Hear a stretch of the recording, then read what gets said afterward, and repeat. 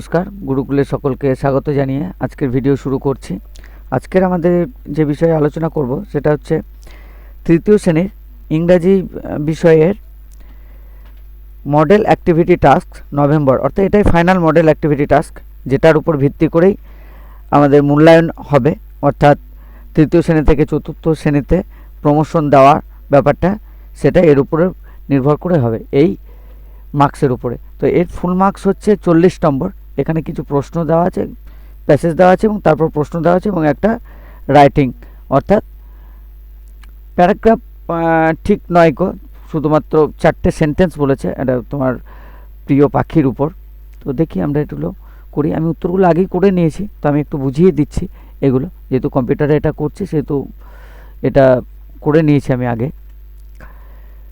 We use water for different purpose, আমরা জল ব্যবহার করি নানান কাজে। We collect from various sources, আর এটা আমরা পেয়েও থাকি নানান উৎস থেকে। Children use water for washing their hands at school, শিশুরা স্কুলে হাত ধোয়ার জন্য জল ব্যবহার করে। ফর হাউস হোল্ড অ্যাক্টিভিটিস, বাড়ির কাজের জন্য। We get water from tubewells, tubewell থেকে পেয়ে থাকি। This water is clean and safe, এইগুলো হচ্ছে পরিশ্রুত জল এবং এগুলো নিরাপদ। ফর ড্রিঙ্কিং, খাওয়ার জন্য। A gardener waters his plants, gardener জল দিয়ে থাকে, অর্থাৎ মালি গাছে জল দিয়ে থাকে। He gets it from ponds, পুকুর থেকে পেয়ে থাকে। ওয়াটার ফ্রম ওয়েলস, যে কুয়োর জলগুলো। Can also be used for purposes like cooking, drinking, washing and bathing, অর্থাৎ কুয়ো থেকে যে জলটা পেয়ে থাকি সেটা আমরা কুকিংয়ের জন্য, রান্নার জন্য, ড্রিঙ্কিংয়ের জন্য, পানের জন্য, ওয়াশিং ধোয়া মোছার জন্য, অ্যান্ড বাথিং এবং স্নান করার জন্য ব্যবহার করতে পারি। তাহলে এখানে এবার 6টা এগুলো ফাঁকা শূন্যস্থান ছিল, আমি এগুলো পূরণ করে নিয়েছি। 4টা আমরা এখানে দেখতে পাচ্ছি এবং এখানে আরও 2টো আছে, আমি যাচ্ছি। তাহলে এখানে cooking, drinking, washing and bathing, এটা হলো cooking, drinking, washing and bathing. এটা আরেকটা আছে ওয়াটারিং দ্য প্ল্যান্টস, গাছে জল দেওয়ার জন্য। আরেকটা আমি কাল্টিভেশন করেছি, তবে এখানে দেওয়া রয়েছে ফর হাউস হোল্ড অ্যাক্টিভিটিস। এখানে আমি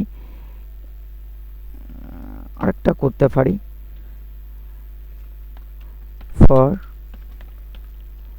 হাউস হোল্ড অ্যাক্টিভিটিস,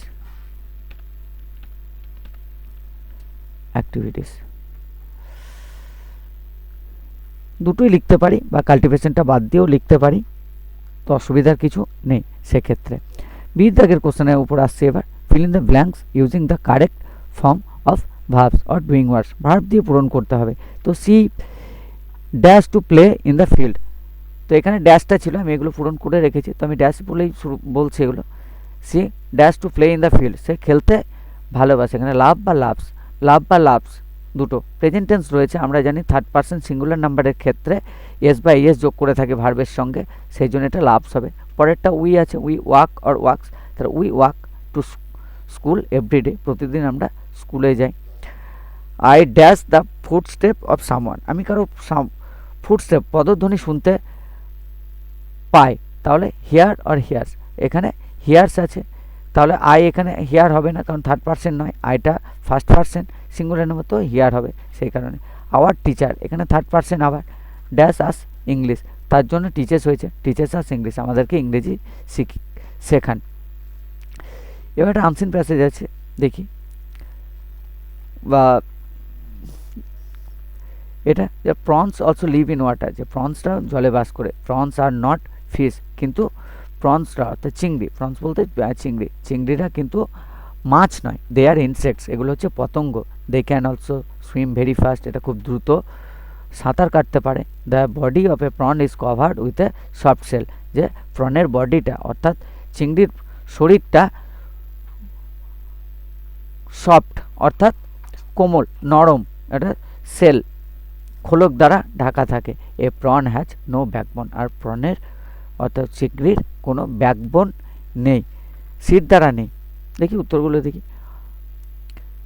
অ্যান্সারগুলো। Where do prawn lives, prawns কোথায় থাকে? তো প্রনস লিভ ইন ওয়াটার, প্রথমে দেখেছি, তো prawns lives in water. Sorry, এখানে প্রনস আছে, লিভস হবে না, এটা লিভ হবে। Prawns live in water, prawns জলে থাকে।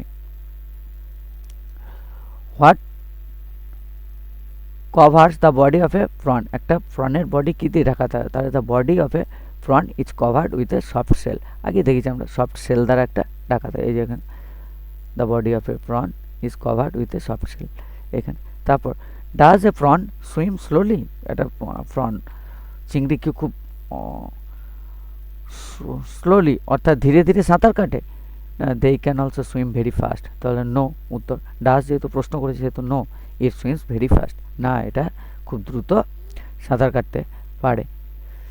তো ট্রু ফলস আছে বিট দাগেরগুলো, যে কোনটা যেগুলো ট্রু অর্থাৎ সঠিক সেগুলোর বক্সে, সেগুলোর পাশের বক্সে টি লিখতে হবে, এই যেগুলো ফলস অর্থাৎ ভুল সেগুলোর পাশে এফ লিখতে হবে। তো ফ্রন্স আর ইনসেক্টস ট্রু, দে আর ইনসেক্টস বলা রয়েছে, তো এখানে ট্রু টি লিখেছি।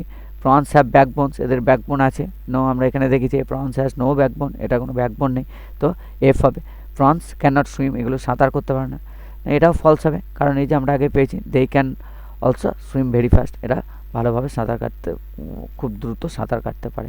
তো পরে দেখি, পরের আরও একটা প্যাসেজ রয়েছে, এটা পড়ি, তারপর সেটারও উত্তর করবে এবার। Once upon a time 3 fishes lived in a lake, যে ওয়ান্স আপন এ টাইম একদা এক সময় 3 ফিশেস তিনটে মাছ লিভড ইন এ লেক একটা দিঘিতে বাস করতো। They are very close friends, তারা খুব কাছের বন্ধু ছিল।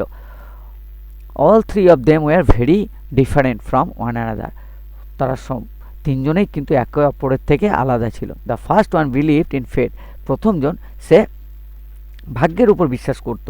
He thought what had to happen would happen, যেগুলো ঘটার সেগুলো ঘটবেই। The second one was intelligent, দ্বিতীয়জন ইন্টেলিজেন্ট ছিল, সে খুব বুদ্ধিমান ছিল। He thought he knew how to solve a problem with his intelligence, তার বুদ্ধি দিয়ে কীভাবে সমস্যার সমাধান করতে হয় সেটাই সে জানতো। The third one was wise one, সে খুব জ্ঞানী ছিল। He thought long before taking any action, কোনো কাজ করার আগে অনেক কিছু ভাবতো। দেখি প্রশ্নগুলো এবার, এখানেও এর দাগে ট্রু ফলস রয়েছে। তো দেয়ার আর 3 ফিশেস, আমরা আগেই পড়লাম once upon a time 3 fishes lived in a lake, তো 3 ফিশেসে ছিল তিনটে, তো ট্রু হবে তার জন্য। The fishes lived in a river, রিভারে নয়, আমরা দেখেছি lived in a, the fishes lived in a lake ছিল, তাহলে এটা ফলস হবে, এফ করেছি। তারপর the fishes hated one another, একে অপরকে ঘৃণা করতো, না ঘৃণা করলে তো তারা বন্ধু হবে না, দে আর ভেরি ক্লোজ ফ্রেন্ড, তারা বন্ধু ছিল, তাহলে এটা ফলস হবে এখানে। এবার দেখি হুইচ ফিশ ওয়াজ ইন্টেলিজেন্ট, কোন ফিশটা ইন্টেলিজেন্ট ছিল। The second one was intelligent, এখানে রয়েছে আমার, তাহলে উত্তরটা হবে the second fish was intelligent. What did the third fish do before taking an action, তৃতীয় ফিশ 3 নম্বর মাছটা কি করতো কোনো কাজ করার আগে, ওই যে হি thought long before taking any action, কোনো কাজ করার আগে থার্ড ফিশটা অনেক কিছু সে ভাবতো। The third fish thought long before taking any action, সে কোনো কাজ করার আগে অনেকটাই ভাবতো। What did the first fish think, প্রথম ফিশটা কি ভাবতো, ফার্স্ট ফিশ কী ভাবতো আমি দেখি, সে ফেটে বিশ্বাস করতো অর্থাৎ ভাগ্যের উপর বিশ্বাস করতো। He thought what had to happen would happen, এখানে তাই দিয়েছি the first fish thought what had to happen would happen, যেটা ঘটার সেটা ঘটেই থাকবে। 4 থেকে দেখি কিছু প্রশ্ন আছে, আবার fill in the blanks with appropriate action words, আবার এগুলো ভার্ব দিয়ে পূরণ করতে হবে। এখানে ভার্বের লিস্ট দেওয়া আছে, গেটস মানে পাওয়া, গেট অ্যাকচুয়ালি এগুলো সবই থার্ড পার্সন সিঙ্গুলার নাম্বার আছে, সেই জন্য এস যোগ করা রয়েছে। গেটের সঙ্গে এস, ইটের সঙ্গে এস, কাঠের সঙ্গে এস, তো গেটস পাওয়া, ইট খাওয়া, কাটস কেটে ফেলা। তা Rubina dash bread with knife, যে নাইফ দিয়ে কী করে আমরা সাধারণত কাটি, তাহলে Rubina cuts bread with knife, সে ব্রেড অর্থাৎ রুটিগুলো নাইফ দিয়ে কেটে থাকে। The earth gets light from the sun, সূর্য লাইট পেয়ে থাকে, সরি দ্য আর্থ অর্থাৎ পৃথিবী আলো পেয়ে থাকে সূর্য থেকে। লায়ন ইটস ফ্লেশ, লায়ন অর্থাৎ সিংহ, ইটস খায় ফ্লেশ মাংস। দেখি 5 নম্বরে কী আছে, fill in the table by correctly adding d or ed to the words, তো ওয়ার্ডগুলোর সঙ্গে অর্থাৎ আস্ক, টার্ন, স্মাইল, লাভ দেওয়া আছে, এগুলো নাও অর্থাৎ এখন, দেন মানে তখন, অর্থাৎ প্রেজেন্ট দেওয়া আছে, সব প্রেজেন্ট ফর্মে দেওয়া আছে, এগুলো সেকেন্ড ফর্ম অর্থাৎ পাস্ট ফর্মে লিখতে হবে। ইডি বা ডি যোগ করে। আস্কের সঙ্গে আমি ইডি যোগ করেছি, আক্সড হয়েছে। টার্নের সঙ্গে ইডি যোগ হয়েছে, টার্নড হয়েছে। স্মাইলের সঙ্গে যেহেতু রয়েছে শুধু ডি যোগ হয়েছে, স্মাইলড হবে। লাফের সঙ্গে ইডি যোগ হয়েছে, লাফড হয়েছে। 6 দাগে দেখি, write 4 sentences on the bird you like, use the following points. যে তুমি যে বার্ড পাখিটাকে পছন্দ করো সেটা সম্পর্কে 4টে বাক্য লিখো। তো এই পয়েন্টগুলো নেওয়া যেতে পারে। পয়েন্টগুলো, নেম অফ দ্য বার্ড, পাখিটার নাম কি, হাউ ইট লুকস, কেমন দেখতে, হোয়াট ইট ইটস, কী খেয়ে থাকে, why would you like it, এটাকে কেন পছন্দ করে থাকো। তারা my favourite bird is peacock. প্রথমে একটা হেডিং এটা দিয়েছে, মাই ফেভারিট বার্ড, যে আমার পছন্দের পাখি হচ্ছে, যেটা সেটা লিখবো। তো আমার পছন্দের পাখি সেটাই পয়েন্ট করেছি। তো my favourite bird is peacock, আমার পছন্দের পাখি হচ্ছে পিকক অর্থাৎ ময়ূর। It is beautiful to look at, এটা দেখতে খুবই সুন্দর। It eats small insects and snakes, যেটা ইনসেক্ট ছোটো ছোটো পতঙ্গগুলো এবং স্নেকগুলো ছোটো ছোটো সাপগুলোকে খেয়ে থাকে। ইট হ্যাজ কালারফুল ফিদার্স, এটা খুব রং বেরঙের পালক রয়েছে। আই লাইক ইট মোস্ট, আমি এটাকে সবথেকে বেশি পছন্দ করি। For its beautiful colour and dance, এর খুব সুন্দর গায়ের রং এবং এর নৃত্যর জন্য অর্থাৎ নাচের জন্য।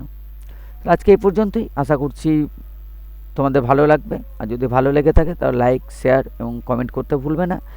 এবং পরবর্তী কোনো ইংরেজি কোনো কিছু যদি তোমাদের প্রয়োজন হয় তাহলে কমেন্টে লিখবে, সেই সম্পর্কে সেই টপিকটার উপর আমি ভিডিও বানিয়ে দেবো যে কোনো ক্লাসের। ধন্যবাদ।